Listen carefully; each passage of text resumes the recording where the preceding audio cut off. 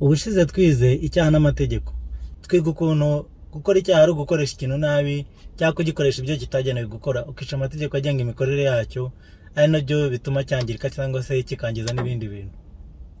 Ariko icyaha nini kiba muri sosiyete y'abantu, kuko abantu aribo bakoresha ibintu. Mbere y'uko twiga inkomoko y'icyaha, reka tubanze tuganire uko abantu babana muri sosiyete na sosiyete icyo ari cyo n'uko bakoresha ibintu. Sosiyete ni abantu bahuje imigambi, bakorera hamwe bagamije kugera ku ntego imwe. Nk'uko twabibonye muri video zabanje, sosiyete nayo igizwe n'abantu n'ibintu. Buri wese aba afite icyo ashinzwe gukora muri sosiyete, hagamijwe guhuza imikorere yabo bose ngo bagere ku ntego imwe, ariyo kamaro k'iyo sosiyete. Ingero za sosiyete: mbere na mbere habanje umuryango. Imana yaremye umugabo n'umugore mu ntangiriro, bombi ibategeka kororoka. Mbese ubwo umuryango ugizwe n'abantu barimo papa, hakabamo mama, hakabamo n'abana. Umukuru muri bo ni papa na mama umwungirije, n'abana nabo bagakurikirana uko bagiye bavuka nyine. Iyo umuryango urenze umwe ikaba myinshi igashyirwa hamwe, ihinduka akagari. Akagari rero nako kagira umuyobozi, umwe muri ba bayobozi b'imiryango nyine avamo akayobora abandi. Noneho akagira abamwungirije bitewe n'akazi ashinzwe, niba ari kenshi nyine akagira abamwungirije bamuri hafi, akagira noneho n'abandi bakora nabo mu miryango, bakajya bahana amakuru bakanafashanya. Iyo kagari katakiri kamwe gashyizwe hamwe n'utundi tugari, bihinduka umurenge. Umurenge nawo ukavamo nyine umwe akaba ari uwuyobora, abandi abayoboye utugari nabo bakamwungiriza, ndetse akagira n'abandi bantu bamufasha mu mirimo ya buri munsi. Iyo umurenge urenze umwe ugashyirwa hamwe, bibyara akarere.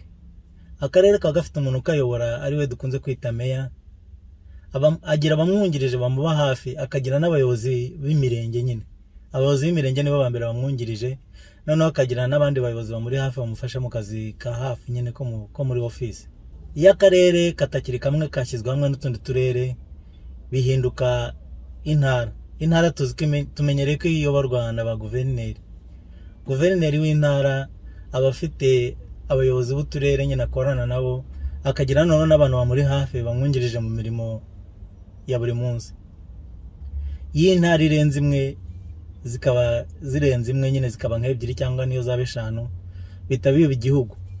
Igihugu tumenyereye ko kiyoborwa na perezida. Perezida akagira visi perezida, akagira minisitiri w'intebe bakorana n'abaminisitiri, akagira abayobozi b'ibigo bya leta, akagira za ambasade n'abandi bamufasha mu kazi ka buri munsi. Ubusanzwe ubuyobozi bugarukira ku bayobozi b'ibihugu, kuko buri gihugu kirigenga. Cyakora ibihugu bishobora gushyirwa hamwe bigakora undi muryango uruta igihugu, bagashakamo umuyobozi ubayoboye, ariko buri gihugu cyose gifite ubwigenge, kirigenga. Mu gihugu habaho n'izindi sosiyete.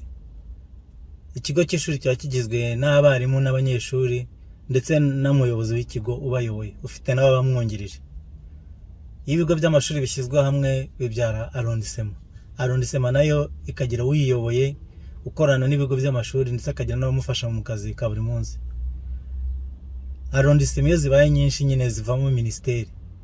Minisiteri bifite minisitiri uyiyoboye, nka minisitiri w'uburezi akaba ayoboye minisiteri y'uburezi nyine, akaba akorana na za arrondissement n'ibigo by'amashuri nyine, ariko ndetse akaba afite n'abayobozi bakora bamufasha mu kazi ka buri munsi, ariko bose baba bakurikirana mu ntera. Noneho minisiteri ihuye n'izindi minisiteri nyine, biyoborwa na minisitiri w'intebe, nawe ukorana na perezida, birongera bikagaruka bigasura ku rwego rw'igihugu kiyobowe na perezida. Hari andi moko menshi ya za sosiyete mu gihugu, nk'amakampani, amakipe y'umupira, imyidagaduro, insengero, igisirikare, igipolisi n'izindi nyinshi. Sosiyete rero burya igira amahame. Hari amahame y'ingenzi, ndagerageza kuvuga amwe muri yo, ariko hari amahame y'ingenzi agomba kugenga sosiyete kugira ngo igere ku byo igomba kugeraho. Sosiyete igomba kuba igizwe n'abantu barenze umwe, kandi bagomba kuba bahuje intego, kabone n'iyo bataba bakora bimwe, ariko bagomba kuba bakorera hamwe bagamijwe inyungu za sosiyete yose.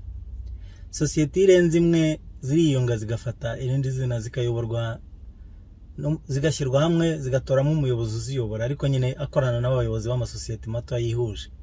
Yayandi nyine yihuje akaba sosiyete nini. Buri sosiyete igira umuyobozi umwe uri hejuru, kandi akagira abamwungirije bakurikirana mu ntera.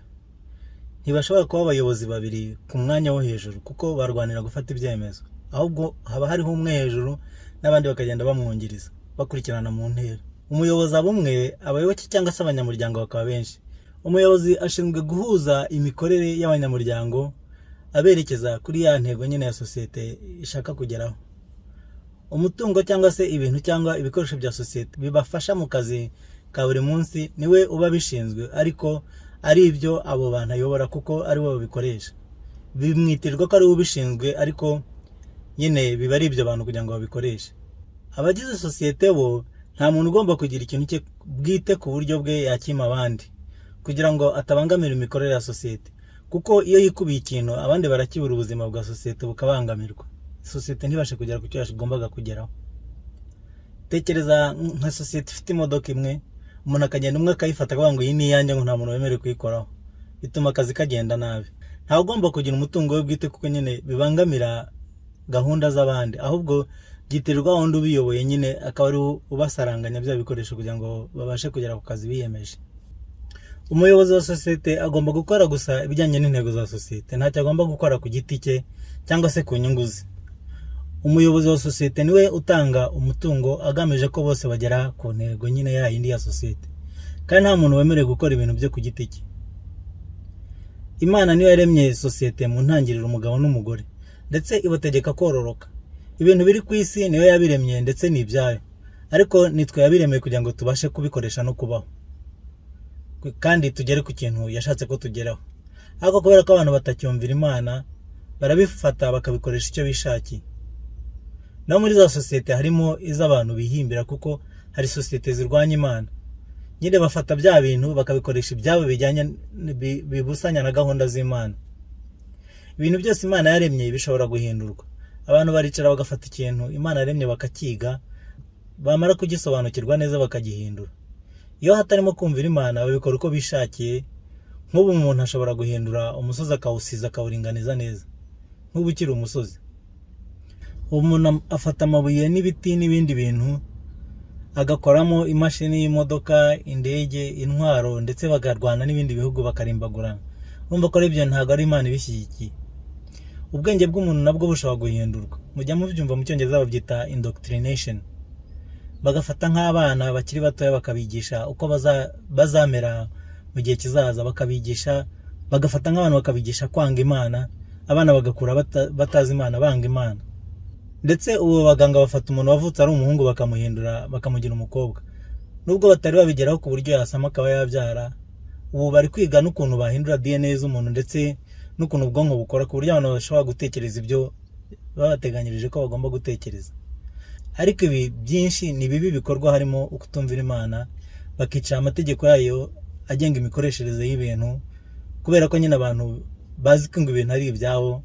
Kubera ko kutumvira Imana nyine ntago bashaka no kuyumvira, ntago bashaka no kuyireba, bashaka kwikorera ibyabo.